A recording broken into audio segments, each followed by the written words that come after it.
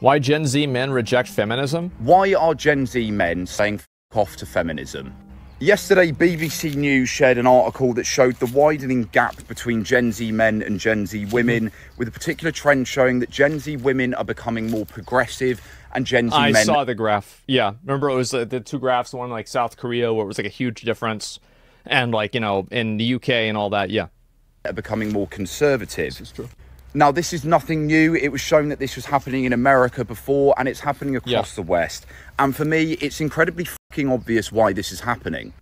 Because feminism and the left in the present day do absolutely nothing to support men. They do the opposite. They demonize, they stigmatize, and they ignore their problems. Why would young men be drawn to an ideology that on the surface at least comes across like it hates men for being men? The problem, and this is what I was saying before about how like people that are parasites infect things like feminism and then they use it for like their own personal gain. Like there are things in places where like women do have disadvantages and women have legitimate problems. But whenever you have like women who just actually hate men that are like, yeah, I'm a feminist and I hate men, this makes all feminists sound crazy. They want control. Yeah, exactly. And so this is a huge issue. And this is what I was saying before about how like one of the big problems with like these spaces like feminism and like, you know, gaming circle jerk is also another really great example. Like we just got done talking about that, is that the problem that these people have is that they are unable to regulate their own extremism. So you have people and they're unable to self-regulate and have a consistent ideology.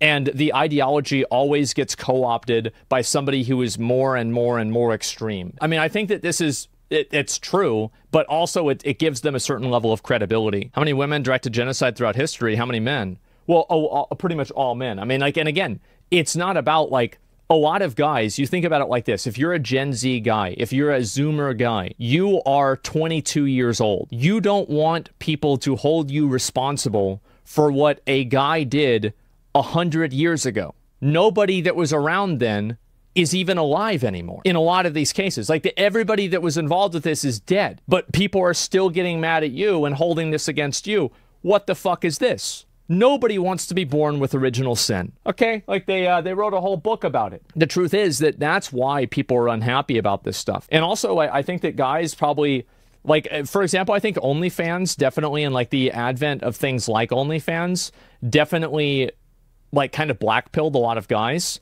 Whenever it's like, you know, you're a 19-year-old guy and you can barely get by, but like your 19-year-old, you know, friend that's a girl is able to make like $8,000 a month on OnlyFans just because she's attractive. I think that that really bothers a lot of guys because it is unfair. Now, in my opinion, I don't really think that's a big deal because that's just the way that life is, and men and women have different advantages in life. But for a lot of guys, it really bothers them because they don't have the context of being 33 years old like I and a lot of other people in chat do. So that's the difference. Is not what feminism is meant to be about. In theory, according to some definitions, it is meant to be about gender equality. I think if you want to have a word that's about gender equality, it shouldn't be gendered. To do is chat to the average feminist or see the average feminist influencer on social media, point out some of the inequalities that men face, such as in the education system, such as in mental health care, and such as how the economy is changing today with the decline of traditional jobs. Do they care? Well, I think also like any person can observe the fact that there are a lot of resources out there that are explicitly for women, and there are not a equivalent number of resources out there that are exclusive for men. And because of that, a guy who's struggling sees that and they begin to resent women because they have an advantage in these circumstances or they have more support in these circumstances, which is a natural response. Again, monkeys can detect unfairness. Not a surprise that guys can do the same thing. But what will they do? They will blame men for it. They will say it is the fault of men themselves. It's the patriarchy. Men have built this system, therefore it's their fault. But when it comes to women's inequality, it's a systemic problem, which is weird because when it's men's issues, it's them that's the problem. It comes from inside. Yeah. But for women, everything else is outside. Again, it's men's fault. Well, I think that men also do this too. This is a huge issue, and I've talked about this a lot, about how like guys are, and like people in general are like so fixated about blaming and putting the responsibility on some sort of like outside factor to stop them from having any accountability from their actions. So it's like, oh, I'm not sexualizing myself. You're sexualizing me. I'm just having OnlyFans because I like my body. You know, this is also like, it's bullshit. But at the same time, there's also guys like, oh, all women are hoes and like it's hoflation. I can't get a girlfriend. It's like, you can't get a girlfriend because you keep sending them a picture of your dick randomly. Like, stop doing that.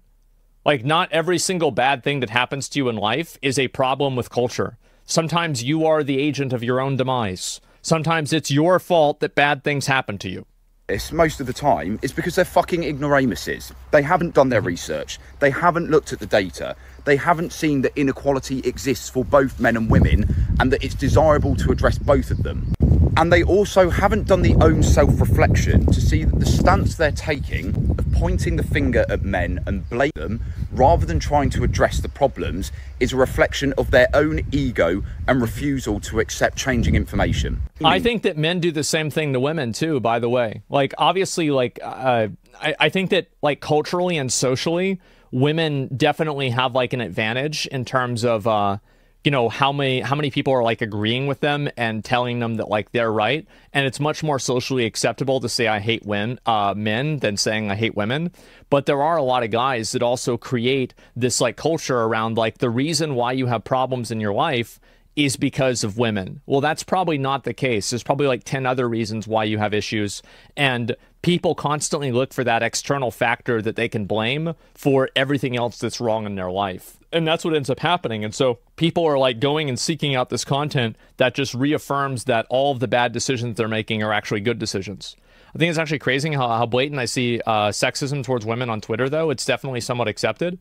Well, I think that the reason why you see a lot of sexism towards women is because for a long time, like, women would say things or do things that were like very clearly sexist towards men, and then men would like not be able to respond because Twitter was moderated in an extremely like super censorship way. So now that you see guys that are able to say and think what they want, well, then that's what happens. That's what people really think. It's more of a resentment thing. Yeah, it is. It's just an unhealthy, yeah, I think it's an unhealthy backlash. You're totally right. And I think it's bad for both groups. And I think also, like, there are people who basically profit off of, you know, making this divide larger. And I find it to be, like, a huge problem. Like, things like Andrew Tate, etc. And the problem with this is it's created an enormous vacuum where you have a lack of male support on the left. So it's all come from the right, who are not much better either. It's just led the way for this very fixed traditional idea of masculinity, where if you don't conform to it, you're seen as a beta male or a soy boy. Well, he's totally fucking right. I'm glad he said this because this is absolutely fucking true. It's like, this is the idea. Like, the problem is that, and you see this with a lot of these like male influencers and like, you know, manosphere influencers. Like, these people are like what a teenager thinks a guy, like a cool guy is. That's always what it is. It's never somebody who like usually has all their life together and like things are going well. It's like it's like this, you know, like a 14-year-old's version of like what's a cool guy. Soy boys, yeah, GTA characters, basically, yeah. But the left are in complete denial about how they're aiding this side of the right. They are. And they will say something like what I'm saying now as a more neutral observational stance is akin to that. They will say that anybody who dares to criticise feminist ideology or woke ideology must be a Tate supporting right-winger.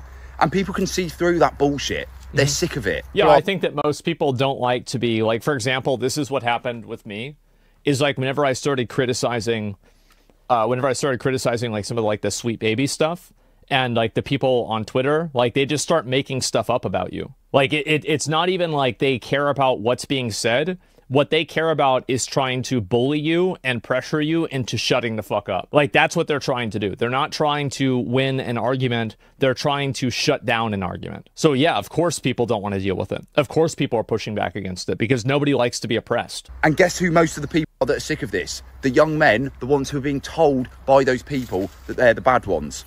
So what does feminism need to do? Start fucking listening to the problems that men are facing and stop pretending that they don't exist, because inequality can exist for both sexes. Check out leading male inequality experts like Richard Reeves. Check out the American Institute for Boys and Men. Check out the All-Party Political Group for Boys and Men. Start looking into the crisis of masculinity. You can read a fantastic article by a feminist author called Christine Ember in the New York Times discussing the problems that men are facing. Because when more feminists start taking male inequality seriously too, because it is not beneficial to society as a whole, then we will have less of this divide. Well, that's not going to happen, because the reason why is that there's a lot of people who have problems in their own life, and it's a lot easier to sell somebody the solution that it's everybody else's fault than to sell them the solution that it's your fault. So what ends up happening is that the reason why, like, social media influencers and people that push this information always focus on, like, for example, like, this is true for a lot of, like, political content creators too, is that it's like there's always a focus on, like, well, you know, you're not successful because of capitalism. Well, maybe in an abstract that's kind of true, or like in some disconnected way, but the real reason why you're not successful because of capitalism is because you spend all day on Twitter talking about it. You're not actually improving your life. You're not trying to make anything better. But if you tell that person that, then they're going to say that, oh, well, now you're against me. And then they leave and they stop consuming your content. So what it does is it creates, like what I was talking about with, like, the toxic self-help meta and, like, the vicious cycle where people with problems look for self-help on the internet, and self-help on the internet oftentimes blames an external source. So people are kind of trained into this learned helplessness of never actually improving their life, and even being told and having the implication that if you have to improve your life, if somebody's telling you to improve your life, all they're trying to do is uphold a system that's trying to oppress you, so then they become the enemy. So it's an entire culture that's created around teaching people learned helplessness and then telling them that it's everybody else's fault for their own bad decisions. The world is the problem, not me. Any solutions? I think the solution to it is to have better family structures. And the reason why I think a lot of guys do this is because they're looking for an internet dad or an internet older brother or uncle. And that's really the problem. I think that the reason why this is happening a lot is because of the lack of family structure and the lack of respectable father figures in media and also in people's personal lives. So they're constantly looking for that, you know, because you don't have, like, for example, like, I was very lucky. I grew up, like, my dad was a great father figure, and, you know, a lot of the other people in, like, my family were too, and, you know, other, like, friends of my dad, everything like that. So I never really had this issue personally. And it's sad for me to see other people that do, because it's just such a massive hole.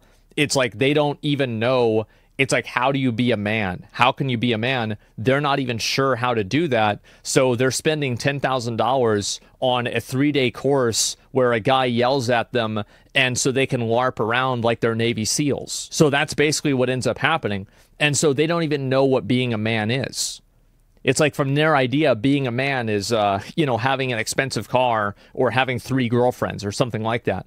Because they have no socialization, they're not trained to understand these things, and big surprise, they don't. And so I think that's the reason why it happens. It's the lack of family structures, it's the lack of active parents, it's the lack of strong masculine role models in people's personal lives and also in media.